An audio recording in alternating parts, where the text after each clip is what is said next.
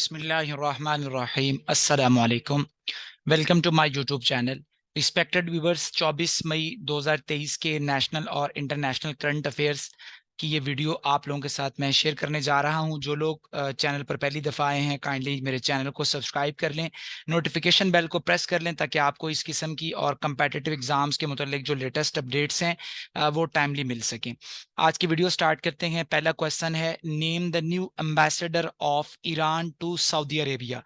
ईरानी जो प्रेसिडेंट इब्राहिम रईसानी है, उनकी एडमिनिस्ट्रेशन ने सऊदी अरेबिया के लिए ईरान के नए एम्बेसडर का ऐलान किया है।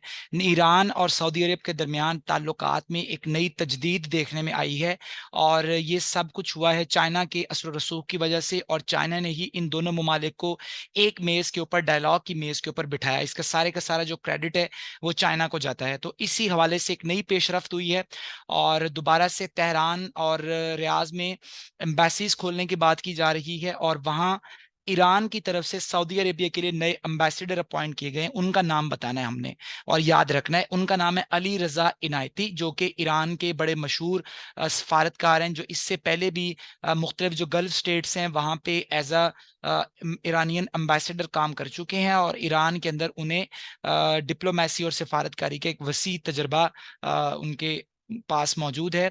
और ये इस वक्त आपको वो अपनी आपकी स्क्रीन के ऊपर नजर आ रहे हैं, अली रजा इनायती साहब, जिन्हें सऊदी अरेबिया के अंदर ईरान के सफीर के तौर पे तैनात किया गया है। नेक्स्ट क्वेश्चन है, when did Iran and kingdom of Saudi Arabia agreed to restore diplomatic ties. जैसा कि मैंने पीछे बताया कि ईरान और सऊदी अरेबिया के दरमियान जो सिफारती ताल्लुकात हैं ये काफ़ी अरसे से मुख्तलिफ मसाइल का शिकार रहे हैं। अब दोबारा से इनमें बहाली का आगाज कर दिया गया है। और ये बहाली कब हुई थी, कब से ये प्रोसेस स्टार्ट हुआ है? ये प्रोसेस स्टार्ट हुआ था 10 मार्च 2023 को। 10 मार्च 2023 को ईरान और सऊदी अरेबिया ने एक दूसरे के साथ सिफारती ताल्लुकात कायम करने का बाकायदा जो है वो मुआहदा किया था। Recently Indian prime minister Narendra Modi received highest civilian award of which country. जैसा कि श्रीनगर के अंदर G20 का इजलास जारी है और G20 की जो टूरिज्म वर्किंग कमेटी है उसका ये इजलास हो रहा है और इस इजलास के अंदर चाइना ने भी शिरकत नहीं की। चाइना के अलावा तुर्की है, तुर्की के अलावा इजिप्ट है, इंडोनेशिया है।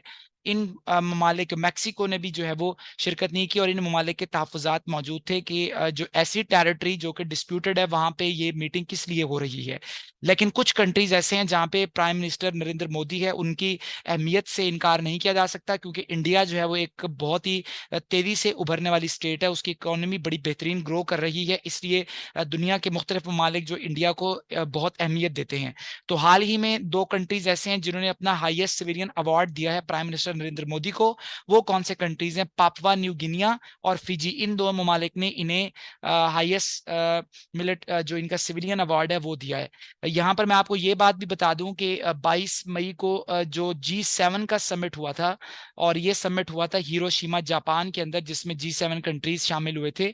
इन G7 कंट्रीज में 3 और कंट्रीज को भी इनवाइट किया गया था एज एन ऑब्जर्वर, और वहां पे वो मौजूद थे। उनके अंदर एक प्राइम मिनिस्टर जो है वो नरेंद्र मोदी भी शामिल थे, ब्राजीलियन प्रेसिडेंट भी उसका हिस्सा थे, इंडोनेशियन प्रेसिडेंट भी उसका हिस्सा थे और साउथ कोरियन प्रेसिडेंट भी उसमें शामिल थे।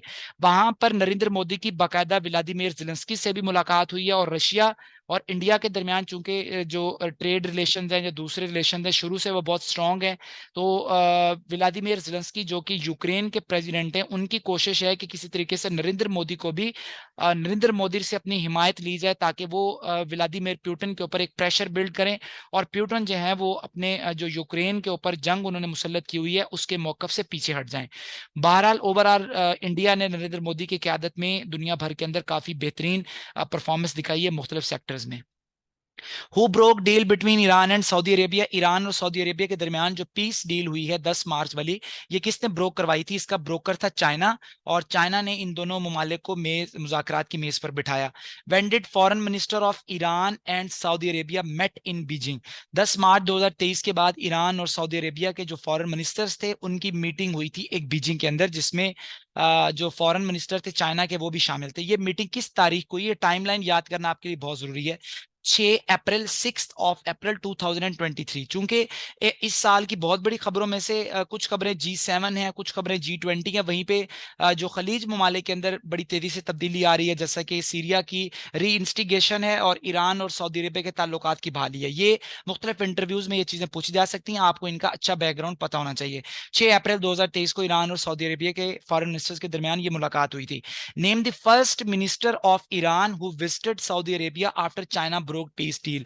जब से 10 मार्च से ये डील हुई है, तो ईरान की तरफ से जाने वाले, सऊदी अरब का दौरा करने वाले पहले मिनिस्टर का नाम याद करना है आपने। कौन से पहले मिनिस्टर थे जिन्होंने ईरान की तरफ से सऊदी अरेबिया का दौरा किया है? तो उस मिनिस्टर का नाम है, यहाँ पे है, उस मिनिस्टर का नाम है, जी, उस मिनिस्टर ने दौरा किया है 11 मई 2023 को। जो ईरान के फॉरेन मिनिस्टर हैं, फाइनेंस मिनिस्टर हैं, ईरान के फाइनेंस मिनिस्टर ने ये दौरा किया था 11 मई 2023 को। और ये जो ईरान के फाइनेंस मिनिस्टर हैं, ये क्वेश्चन था, इस स्क्रीन के ऊपर थे हम, इनका नाम है एहसान खान दोजी।